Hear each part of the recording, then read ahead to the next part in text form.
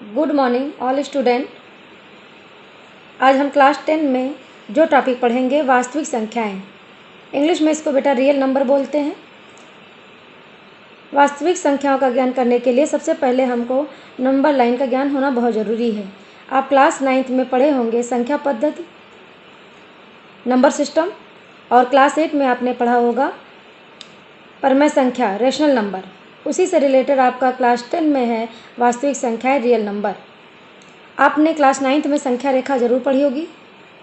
इस पे सारे नंबर्स हैं, धनात्मक नंबर, ऋणात्मक नंबर, और इस पे जीरो भी है। जीरो आपका क्या है, ना तो धनात्मक है ना तो ऋणात्मक है।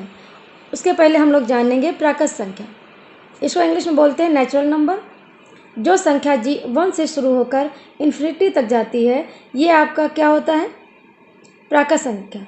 मतलब प्लस इन्फिनिटी तक मतलब यहाँ 1 से लेके प्लस इन्फिनिटी तक जाती है, ये आपकी हो गई प्राकृत संख्या। जब इस प्राकृत संख्या में जीरो का समावेश कर लेते हैं, जीरो से कोई चीज़ शुरू होती है, 0 1 2 3 प्लस इन्फिनिटी तक, तो ये आपका क्या हो जाता है, क्या कह सकते हैं, 0 टू इन्फिनिटी। ये आपकी हो गई पूर्ण संख्या, मतलब होल नंबर। तीसरा टॉपिक आपका है पूर्णांक संख्या। पूर्णांक संख्या क्या होती है, इसको इंग्लिश में बोलते हैं इंटीजर। आपने पढ़ा ही होगा। इंटीजर क्या होता है, जिसमें माइनर नेगेटिव संख्या भी रहती है, जीरो भी रहता है, प्लस धनात्मक भी रहता है। धनात्मक नंबर, ऋणात्मक नंबर और जीरो, ये तीनों का जब समावेश होता है तो ये क्या कहलाता है, पूर्णांक संख्या। इंग्लिश में इसको इंटीजर बोलते हैं। अब इसके बाद बात आती है बेटा परमेय संख्या। आपने क्लास 8 में पढ़ा होगा परमेय संख्या। परमेय संख्या वो संख्या होती है, इसको इंग्लिश में क्या बोलते हैं बेटा, रेशनल नंबर।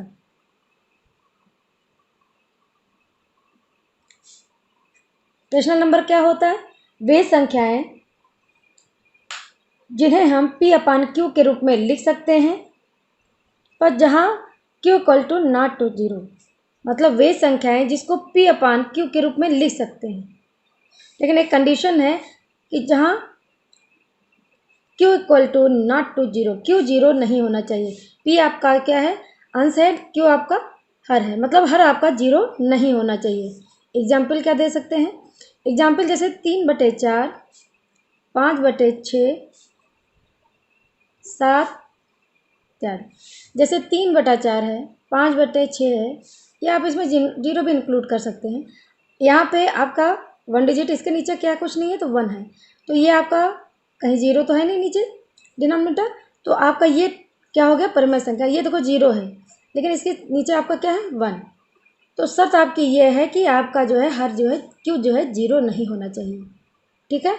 अब इसके बाद बात आती है अपरिमेय संख्या। अपरिमेय संख्या इसको बोलते हैं बेटा इरेशनल नंबर। ये क्या होता है, वे संख्याएं जिन्हें हम P/Q के रूप में नहीं लिख सकते हैं, वे होती हैं अपरिमेय संख्याएं।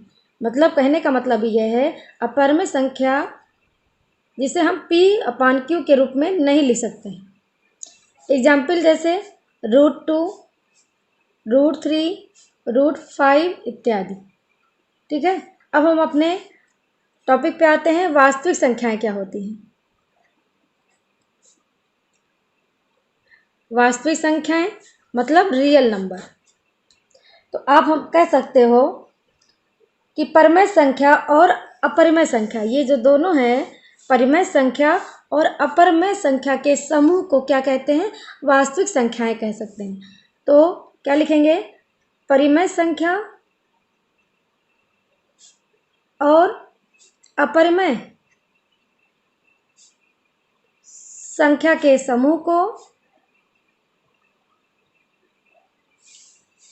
क्या कहते हैं, वास्तविक संख्याएं कहते हैं।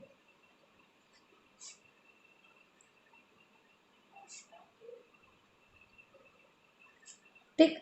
अब अगला टॉपिक आता है इसमें यूक्लिड विभाजन प्रमेयिका, यूक्लिड विभाजन प्रमेयिका। अब प्रमेयिका मतलब क्या होता है? लेमा। ठीक, अब हम लोग जान लेंगे प्रमेयिका क्या होता है। प्रमेयिका वो होता है, प्रमेयिका जो है सिद्ध किया हुआ कोई कथन होता है जिसे हम अन्य कथन को सिद्ध करने के लिए प्रयोग करते हैं। ठीक है, जैसे बेटा इस चैप्टर के अंदर आपको ये चीज़ पढ़े होंगे कि एग्जाम्पल ले लेते हैं। जैसे हम लोगों ने पढ़ा, आप भाग देने जानते हैं। अगर भाग देते हैं, ये तो आप जानते हो ना, 3 चौक 12। आप लोग ये भी पढ़े होंगे, ये आपका क्या है, इसको क्या बोलते हैं? इसको बेटा बोलते हैं भागफल। पढ़े हैं ना आप लोग, भागफल। और ये नीचे वाला क्या बोलते हैं? इसको शेषफल। इसको क्या बोलते हैं? भाजक। और ये हमारा क्या है? भाज्य। बस ये चीज़ याद रखेंगे इस चैप्टर में। और एक चीज़ याद रखेंगे, भाज्य को डिनोट करते हैं एस, भागफल को डिनोट करते हैं क्यू से, शेषफल को इंग्लिश में रिमाइंडर बोलते हैं, इसको डिनोट करते हैं आर से, और भाजक को डिनोट करते हैं बी से। बस इतना याद रखिएगा। तो एक चीज़ और पढ़े होंगे, भाज्य बराबर भाजक गुणे भागफल प्लस शेषफल। तो भाज्य आपका क्या है? ए इक्वल टू भाजक कितना है? बी, भागफल कितना है? क्यू, और शेषफल कितना है? आर। ठीक है, लेकिन एक चीज़ और भी है जहाँ लिख सकते हैं, जहाँ पे शेषफल क्या है आपका? 1। शेषफल ज़्यादा होता है हमेशा 0 से। शेषफल जो है हमेशा 0 से ज़्यादा होता है या 0 के बराबर होता है। ठीक है, अब भाजक क्या होता है? शेषफल आपका क्या था? आर। भाजक क्या है आपका? बी। तो क्या लिख सकते हैं? तो भाजक जो बी होता है हमेशा ज़्यादा होता है शेषफल से। शेषफल से भाजक हमेशा ज़्यादा होता है या तो उसके बराबर होता है। बस ये चीज़ आप हमेशा ध्यान रखेंगे। एक एग्जाम्पल ले लेते हैं।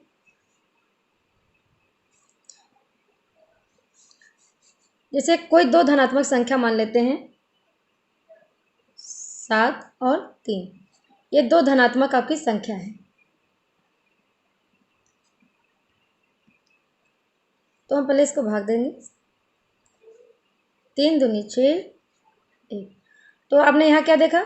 ये आपका हो गया भाजक, ये आपका भागफल हो गया, ये आपका क्या हो गया? शेषफल हो गया, ये आपका भाजक हो गया, ये आपका भाज हो गया। आपका फॉर्मूला क्या था? भाज बराबर भाजक गुणे भागफल प्लस शेषफल। तो यहाँ भाज ए कितना है? 7।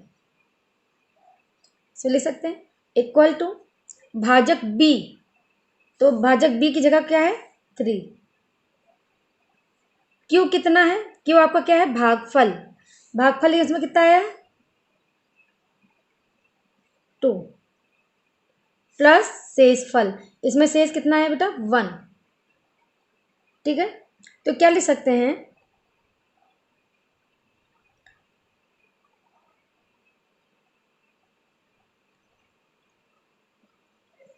ठीक है, तो आप ले सकते हैं। अब आगे देखते हैं, तो यहाँ क्या लिखेंगे?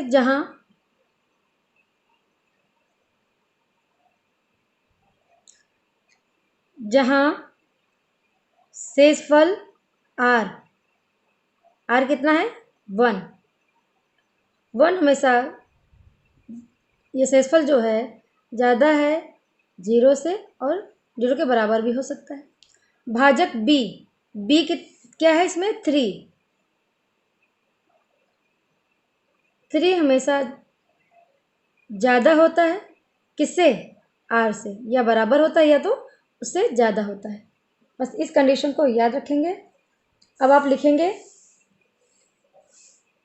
आप इसको लिख सकते हैं, 2 धनात्मक पूर्णांक ए और बी, दो धनात्मक पूर्णांक ए और बी दिए रहने पर ऐसी अद्वितीय मतलब बेटा यूनिक पूर्ण संख्याएं Q और R विद्यमान है कि A equal to B Q plus R, जहाँ 0 जो है R से छोटी या बराबर होगी और R जो है B से छोटा है।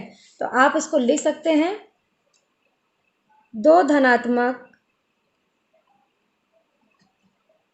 पूर्णांक A और B दिए रहने पर ऐसी अद्वितीय मतलब इसको यूनिक लिख सकते हो, पूर्ण संख्याएं Q और R विद्यमान है कि A equal to B Q plus R, जहाँ 0 R से छोटी या बराबर है और R B से छोटा है। ठीक है, दैट्स इट क्लियर। अब अगला टॉपिक आपका इसमें आता है यूक्लिड विभाजन।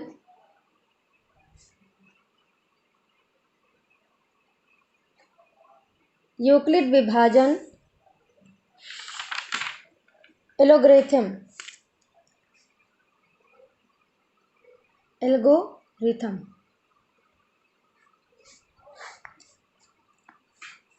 इसका मतलब होता है, ये जान सकते हो, स्टेप बाय स्टेप मेथड समझो होता है। इसका प्रयोग क्या होता है, एचसीएफ निकालने के लिए करते हैं। तो एक चीज़ ध्यान रखेंगे, यूक्लिड विभाजन एल्गोरिथम निकालने के लिए अभी आपने पढ़ा है ना यूक्लिड विभाजन प्रमेय का, इसका प्रयोग करते हैं। अब कैसे प्रयोग करते हैं ये हम अगली वीडियो में देखेंगे। आप इतनी जो है क्लियर कर लेंगे, आपके एनसीईआरटी बुक से आपका ये पहला चैप्टर था। तो कल हम लोग अगला चैप्टर तैयार करेंगे।